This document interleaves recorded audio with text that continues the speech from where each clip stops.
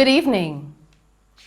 In breaking news tonight, the Ministry of Health and Wellness has reported 60 new cases of COVID-19 in the last 24 hours, taking the total of infected persons on the island to 1,129, with 764 recoveries. Still tonight, the government has extended the quarantine and curfew measures for communities within the parishes of St. Thomas and Clarendon. The current measures will expire on Thursday, August 20. Now, the extended measures are in response to continued transmission of COVID-19 within St. Thomas and Clarendon. The measures will run for a further 14 days ending September 2. Prime Minister Andrew Holness made the announcement during a media briefing today. Now, further to the announcement, the curfew orders for the parishes have also been increased from the current time of 11 p.m. to 5 a.m. The new curfew period will begin August 18 and will run from 7 p.m. to 5 a.m. According to reports from the Ministry of Health and Wellness, some 89 persons tested positive for COVID-19. 45 of that number are within the parishes of St. Thomas. In Clarendon, 22 persons have tested positive for the virus. Additionally, the government has placed a stop on all funeral services, weddings, and public gatherings. However, burials with a maximum of 15 persons, including the funeral directors, will be allowed. In the meantime, the Ministry of Health and Wellness has announced that all non-residents visiting Jamaica from the United States, Brazil, and the Dominican Republic and Mexico are now required to obtain COVID-19 PCR test results prior to traveling to the island. The development comes as there has been a dramatic spike in COVID-19 cases in Jamaica over the last 3 weeks, and the four named countries have been designated as high risk. The Ministry of Health and Wellness, in a statement on Sunday, said the pre-testing requirement applies to all non-residents 12 years and older, including those who are business travelers entering the island on or after August 20 from the high-risk countries named by the Jamaican health authorities. Now, all tourists will be allowed to go to their hotels under a stay-in-resilient corridor order from their date of entry into Jamaica. Those tested will have to stay in their rooms until their results are returned. Visitors are required to report symptoms to the hotel's medical stations. Still making news tonight, the People's National Party's PNP's Shadow Minister of Health and Wellness, Dr. Maurice Guy, is appealing to the general public to wear masks and to adhere to the practice of social distancing amid the general election campaign. Dr. Guy says the commuting public and transport operators must take extra precautions and obey the guidelines, especially the wearing of masks and the sanitizing of hands, as there is increasing concern that the instructions are not being followed in the transportation sector. The Shadow Minister says that while law enforcement can play its role to ensure compliance in some scenarios, it is up to each person to take responsibility to obey the COVID-19 guidelines and instructions from the Ministry of Health and Wellness. In other news tonight, the People's National Party kicked off their constituency tour in St. Catherine, East Central last Friday, where opposition leader and president of the PNP, Dr. Peter Phillips, was in attendance to support prospective candidate Raymond Price.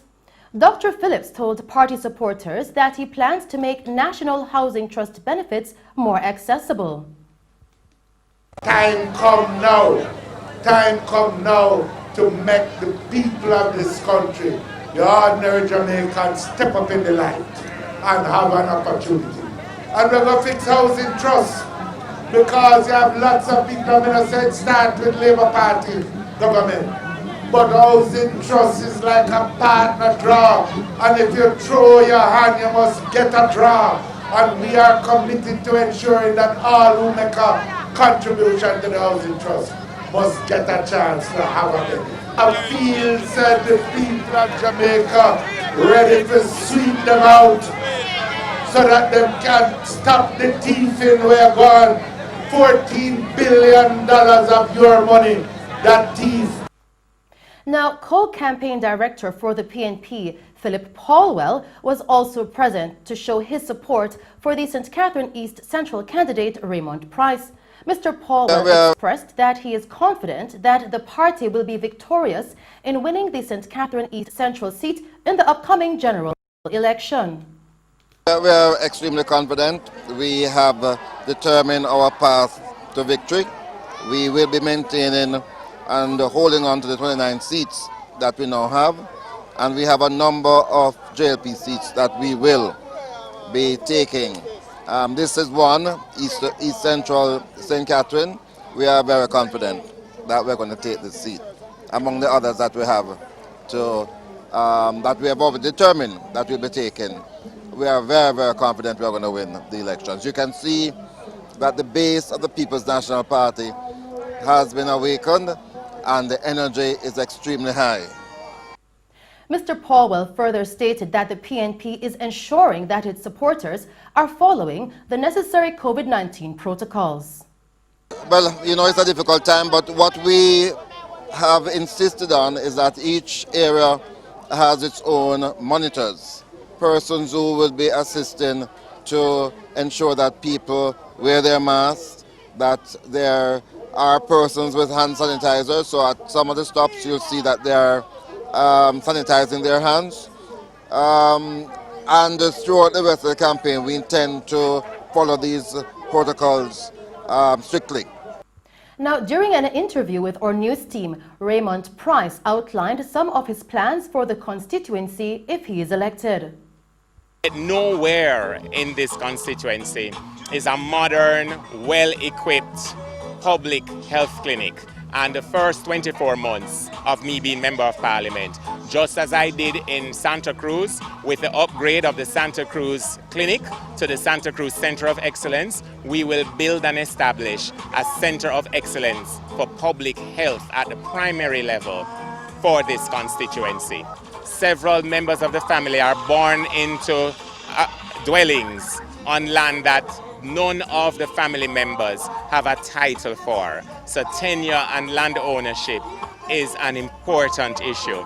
And then there are many persons who are paying mortgages for their homes and who have lost income or have their incomes reduced because of COVID-19.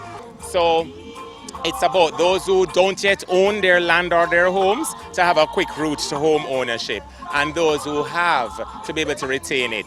Because of the relationships going through the communities and getting the feedback of residents, even though things like roads and water and light and security and safety are still important, it has caused me to state that within the first week, having been sworn in to Gordon House as a Member of Parliament for East Central St. Catherine, I will table a motion for the National Housing Trust to do a 1-year mortgage shelter for all of its clients, including those who will pay their contribution but have not accessed a benefit.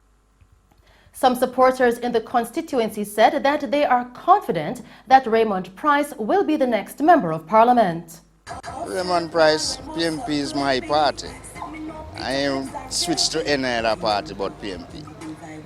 From birth, I'm a PMP, so I'm confident of any win. The short little time I get from him, yeah, I have a lot of confidence within him. And God willing, we say we have him now. And I think he will do the same job even better than what he has done in Sunday. Still making Mello TV news, the states of emergencies, SOEs, that have been enforced in 6 parishes across the island ended today. Now, the end of the SOEs was announced by Prime Minister Andrew Holness last Tuesday when he announced September 3 as the date for the general election. National Security Minister Dr. Horace Chang said that with the lack of incriminating evidence against SOE detainees, they should be released, and where evidence exists, Chang expects the police to charge the detainees. Meanwhile, opposition spokesman on national security, Fitz Jackson, is urging the security forces to maintain a strong level of vigilance in communities following the end of the SOEs. In news from St. Anne, a motorcyclist who was engaged engaging in dangerous driving that resulted in the death of a senior citizen has been charged. The senior citizen was allegedly hit down on Main Street in Brownstown on the weekend. Charged is 24-year-old Melbourne Scott, a delivery man of Lincoln Road in Brownstown. Reports coming into our news center are that at approximately 11:15 p.m., Ronald Foster, an 82-year-old resident also of Lincoln Road, was crossing the roadway when he was hit by a motorcycle that was reportedly being driven by Scott.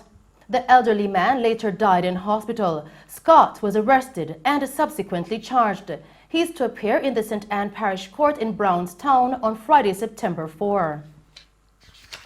In news from St. James, an alleged robber was fatally shot during a confrontation with a policeman on Fosdick Road on Saturday. The deceased, who is unidentified, is of dark complexion, slim build and about 5 feet 10 inches tall. The police say he appears to be in his 50s and was dressed in a black shirt, grey pants and black shoes. The police also reported that at approximately 8:10 p.m., the policeman was called into action by a businessman who requested assistance to transport a large amount of cash. The policeman reportedly agreed and was pounced upon by 2 men armed with guns. Now, one of the men reportedly challenged the policeman and was shot. The other escaped with the cash. The incident is now the subject of a probe by the Independent Commission of Investigations, INDECOM, and the Police's Inspectorate of Professional Standards and Oversight Bureau, IPROBE. In news from St. Elizabeth, 1 man is dead and 2 others are being treated in hospital following a motor vehicle collision on the Park Main Road yesterday. The deceased man has been identified as 27-year-old Romaine Foster of Paradise District in the parish. The Santa Cruz police have reported that at about 11:15 a.m., Foster was a passenger in a Toyota Wish motor vehicle that was traveling towards Santa Cruz. The driver of a Toyota Yaris motor car that was traveling in the same direction allegedly attempted to make a U-turn and collided with the Toyota Wish. The police were summoned and the drivers of both vehicles, along with Foster, were taken to the hospital where Foster was pronounced dead and the other 2 men treated. Still in news from St. Elizabeth, 2 men have been arrested and charged with shop breaking and larceny following an incident in Santa Cruz. Charged are 39-year-old Nicholas Campbell, otherwise called Nick, a car salesman, and 19-year-old Shamar Smith, both of Lovely Point District. Campbell and Smith are to appear before the St. Elizabeth Parish Court on Wednesday, August 19. The police have reported that the complainant securely locked up his business establishment and left the premises. Upon his return, he discovered that culprits had gained entry by forcing open a window at the rear of the building. They stole a quantity of car parts valued at approximately $324,000. Following investigations, the police picked up Campbell and Smith, and they were subsequently charged. Continuing with the news tonight, the Jamaica Public Service Company, JPSCO, has reported that it is on track for the August 31 deadline to repair streetlight operations across the island. The JPS said almost 98% of all streetlights will be working by that time. The company says its teams last week repaired over 880 street lamps across the island, while 316 high-pressure sodium lights were converted to smart LED streetlights. The parishes that have had the most extensive work are Kingston and St. Andrew, St. Catherine and Westmoreland. In the meantime, JPS continues to appeal to residents to protect the street lights in their communities from vandalism so that the repaired lights may operate for the common good. And those were the stories making news. I'll return with a recap. We'll now take a break and then join Christopher Scott with sports.